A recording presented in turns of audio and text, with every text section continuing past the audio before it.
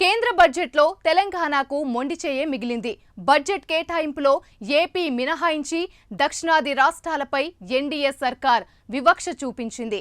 తెలంగాణకు నిధుల కేటాయింపుల్లో వివక్ష వద్దని తాను స్వయంగా ప్రధాని మోడీకి విజ్ఞప్తి చేసినా ఆయన ఇంత దుర్మార్గంగా వ్యవహరిస్తారని అనుకోలేదని సీఎం రేవంత్ రెడ్డి మండిపడ్డారు.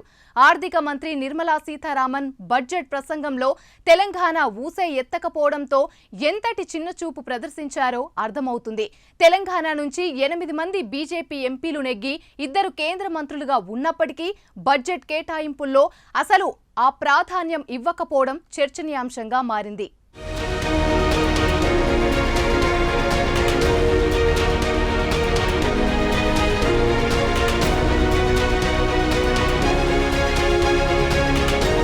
మోదీ విజన్ అంటే రాష్ట్రానికి దేశానికి సేవకులుగా పనిచేయడమేనని బీజేపీ నేతలు బాగా ఊది మరీ ప్రచారం చేస్తారు. అభివృద్ధికి కట్టుబడి ఉంటాం, తెలంగాణ అమరుల ఆశయాలు ఆకాంక్షలు నెరవేరుస్తామని ఎన్నికల ప్రచారంలో చేసిన ఊకదంపుడు ఉపన్యాసాలు నమ్మిన తెలంగాణ సమాజం 8 మంది బీజేపీ ఎంపీలను గెలిపించింది. ఎన్నికల ప్రచారంలో తెలంగాణ ప్రజలను ఆకట్టుకోవడానికి తెలుగులో ప్రసంగించిన ప్రధాని మోదీకి తెలంగాణ ప్రజానీకానికి కావలసినదేమిటో చెప్పలేని పరిస్థితుల్లో బీజేపీ ఎంపీలు ఉన్నారా అనే విమర్శలు వెల్లువెత్తాయి. మాటల ప్రధాని కానీ చేతల ప్రధాని కాదని బడ్జెట్తో బాగా అర్థమైందని పలువురు విమర్శిస్తున్నారు.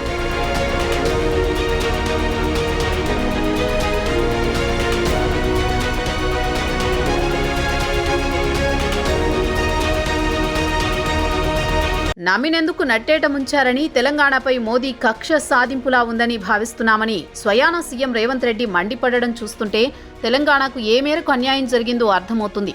మోదీ కుడి ఎడమ భుజాలైన AP CM Chandrababu, Bihar CM Nitish Kumar యాదవ్లకు మాత్రమే బడ్జెట్లో వరాల జల్లు కురిపించారని రాష్ట్ర వ్యాప్తంగా బీజేపీ ఎంపీలపై దుమ్మెత్తిపోస్తున్నారు. తెలంగాణకు కనీసం ఒక్కటంటే ఒక్కటి ప్రకటించకపోవడంపై మోదీ సేవకులమని చెప్పుకునే ఎంపీలు గెలిపించిన ప్రజలకేం సమాధానం చెబుతారని వారు నిలదీస్తున్నారు.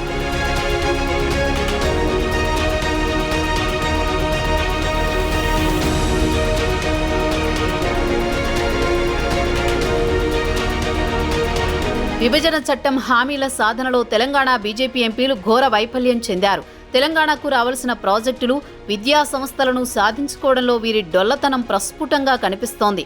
ఇరిగేషన్ ప్రాజెక్టులకు జాతీయ హోదా, కాజీపేటలో రైల్వే కోచ్ ఫ్యాక్టరీ, బయ్యారం ఉక్కు కర్మాగారం, ట్రైబల్ యూనివర్సిటీ, కేంద్ర ప్రభుత్వం ఏర్పాటు చేసిన నవోదయ విద్యాలయాలు, రాష్ట్రంలోని ప్రతి జిల్లాకు ఏర్పాటు చేయాలని, పాలమూరు రంగారెడ్డి ఎత్తిపోతల ప్రాజెక్టుకు జాతీయ హోదా ఇవ్వాలనే డిమాండ్లు ఉన్నాయి. మరి వీటిపై బీజేపీ ఎంపీలు పార్లమెంటు సమావేశాల్లో నోరు విప్పుతారని అంతా అనుకున్నారు.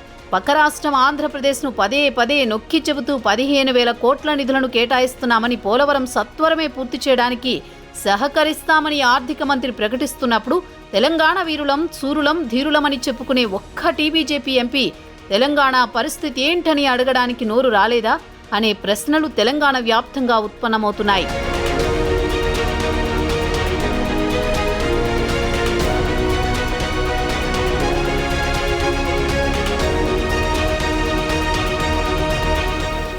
కాంగ్రెస్ పార్టీకి చిత్తశుద్ధి ఉన్నందుకే తెలంగాణ అంశంపై తెలంగాణ ఇచ్చిన పార్టీగా కాంగ్రెస్ ఎంపీలు పార్లమెంటులో మోదీ ప్రభుత్వాన్ని నిలదీశారు. తెలంగాణకు నిధులు కేటాయించకపోవడాన్ని తప్పుబట్టారు. తెలంగాణ సెంటిమెంట్తో 10 ఏళ్లు కేసీఆర్, కేటీఆర్ సెంటిమెంట్తో బీజేపీ రాష్ట్రంలో లాభపడింది తప్ప రాష్ట్ర ప్రజలు కాదనేది వాస్తవం.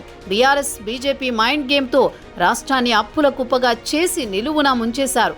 అప్పుల ఊబిలో కూరుకుపోయిన రాష్ట్రాలకు కేంద్రం చేయూతనివ్వాల్సింది పోయి వివక్ష చూపడం దారుణమనే భావన ప్రజల్లో వ్యక్తమవుతోంది. దేశానికి పెద్ద దిక్కైన ప్రధాని తెలంగాణ పట్ల కక్షపూరిత ధోరణితో వ్యవహరించడం తగదనే విమర్శలు సర్వత్రా వెల్లువెత్తుతున్నాయి.